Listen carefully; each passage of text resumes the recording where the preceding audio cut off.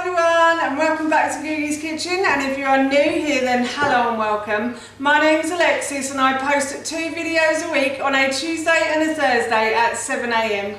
So if you love recipe videos like this one and you want to see more, then please don't forget to hit that subscribe button. And now I'm going to share with you how to make my delicious chicken and apple burgers. As I just mentioned, today I want to share with you how to make my delicious chicken and apple burgers, and as always this recipe is really easy to do. My husband and son love a burger. I'm sure I've mentioned that before, but they really love burgers, so I know this meal is going to go down really well.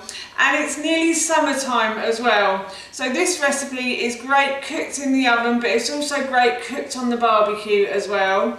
The ingredients are really simple and it doesn't take long to make either.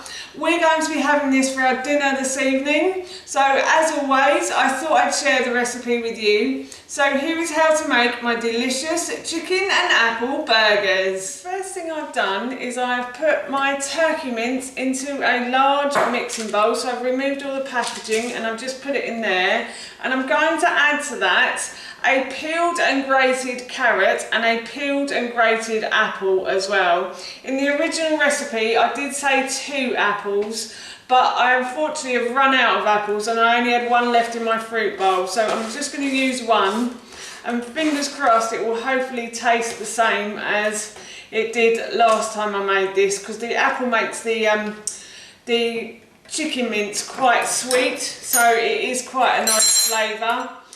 So now what I'm going to do is I'm going to add about 6 tablespoons of ground flaxseed. Now if you can't get ground flaxseed and you're not gluten intolerant like me, then you can always use breadcrumbs if you want to. So I've done about 5, 6, yep, wholemeal breadcrumbs would be better, but if you only want to use white then that's okay as well. And now what I'm going to do is I am going to add 1 egg to this as well. If I can get that, yep. So I'm going to add an egg, and then I've got some dried mixed herbs here. I'm going to add about a teaspoon of dried mixed herbs like so, and then I'm going to add about half a teaspoon I'd say of pepper. Not too much. Salt and pepper to your taste, obviously. If you like it more peppery and salty, then please add a little bit more. And I'm probably going to add about half a teaspoon of salt as well. And now what I'm going to do is I'm just going to go and dampen my hands so that I can mix this without too much of the mixture sticking to my hands. Dampen my hands now, and I've also grabbed myself a plate as well. And once I have mixed all the ingredients together, I'll make the burgers. So what I'm going to do now, as I said, is I'm just going to mix all of these ingredients together. So while the carrot and the apple add a bit of extra flavour and a bit of extra texture to the chicken burger. So that's why I added it, but I also added it because it means my son gets a bit more nutrition in his chicken burger. My son is a bit of a fussy eater and probably wouldn't necessarily eat a carrot by itself. So I'm always trying to hide the vegetables with the food, sadly. So yes, that is beautifully put together now. And I have got a little bit stuck to my hands, so I'm just going to go and wash my hands off and dampen them again before I make the burgers. I've dampened my hands once again, and now I'm going to split the mixture into 4. So I've used about 500 grams, which should make 4 nice big burgers, or you could make 5. I've used about 500 grams of chicken mince, so I'm just going to put that on there. And what I like to do is I like to put a little dimple into the burger, and that helps it not to rise when it goes into the oven. I think I made that one rather large as well. So I'm going to do that again. I'm going to put a dimple in that.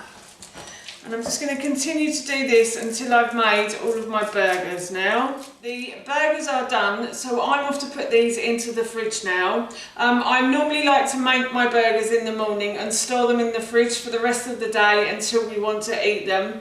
I would say to put them into the fridge for a good few hours before you want to cook them. So these will probably go in for about 6 to 8 hours into my fridge, but you can do it for just a couple of hours and that will be fine as well. You can also freeze these burgers, so if you wanted to make these in advance of a meal, you could freeze them and then take them out and defrost them, and then all you have to do is just cook them off. But yes, as I said, I'm off to put these into the fridge now. It's almost dinner time, so I'm going to preheat my oven to 200 degrees. I've transferred the burgers to a baking tray, and as you can see, I've only got 3 in there because I'm going to save one for my lunch tomorrow.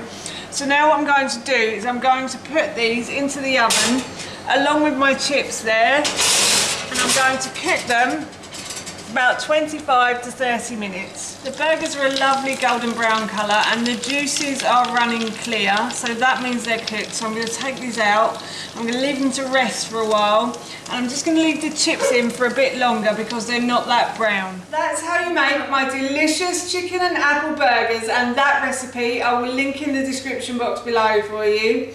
As I mentioned earlier, we're going to be having these for our dinner this evening and they smell so good, I can't wait to eat them.